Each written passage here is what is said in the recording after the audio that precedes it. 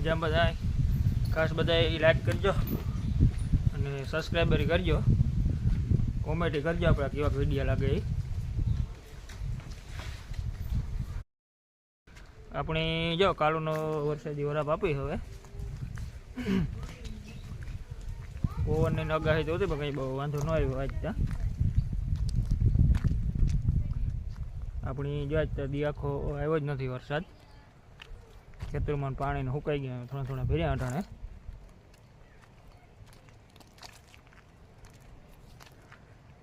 માંડવીમાં એક સાઈડમાં અમુક અમુક ઠેકાણે બીબડાને ઠાવકા કાઢી નાખ્યા, કારણ કે પવનને ઉતો ઠાવકો.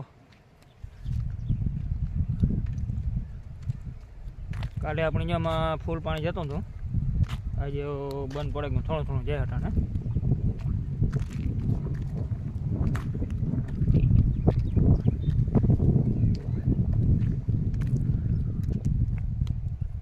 કાલે સેટ અહીંયા સુધી ધોક બોલતું જતું હતું પાણી. આજ પવનની ઠાવકો હોય એટલે વરાપ સારી થઈ ગઈ ખેતરમાં.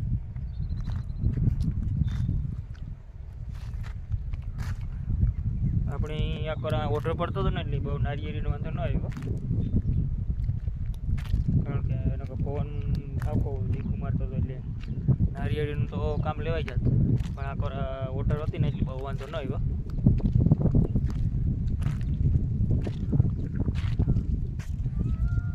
આપણે રાજુભાઈની બંસી આવ્યો નારિયેળી ઘૂમરો મારવાની. નહીં રાજુ જોઈએ મેં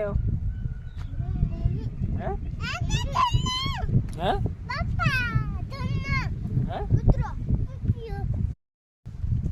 હાલો આપણી આખો જે કાગળ ઘૂમરો મારીએ છીએ એની.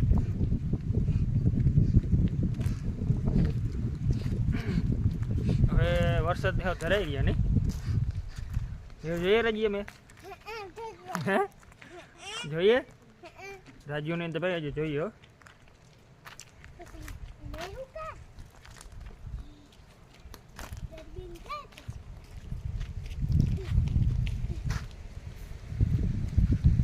અહીં હવે આગળ નથી જવાય કારણ કે પાણી ભર્યું હોય બરાબર.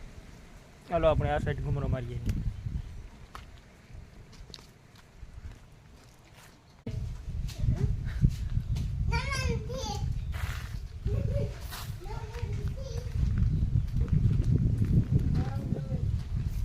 આપણી જ્યાં ઝાડવાની દીધા ત્યાં ઝાપટે નહીં હા પવન, કારણ કે બહુ હતો ને ગજબ.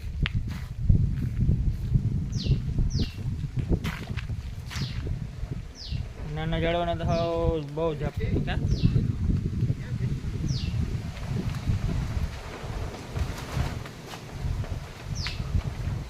આપણે આખો ઓર્ડર આવે એટલે બહુ વાંધો ના આવે ને કે માસડોની ઉડાડે નાખે દીવો પવન હતો.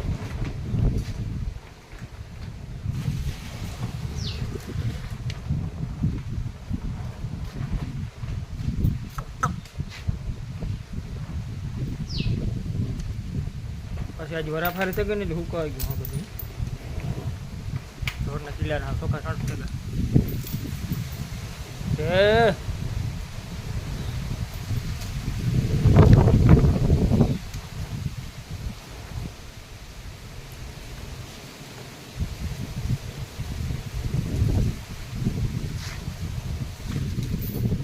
આપણી એમાં જવાય તો કમ્પ્લીટ ઉગી ગઈ, પણ હવે પાણી ન લાગે તો વાંધો ન આવે. થોડીક પીરી તો પડી, કારણ કે 2-3 દિવસથી અમે એક દર ચાલુ હતો ને પાણી ઓછું ત્યાંથી જતું એટલે ખાતર બાતર મારવું જોઈએ આમાં.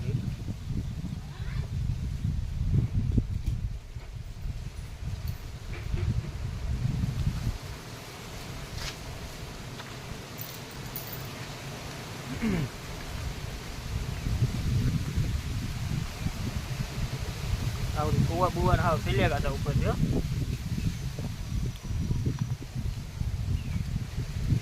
જો આમ ઓલો પાણો દેખાય ને ના પુગાઈ ગયું પાણી.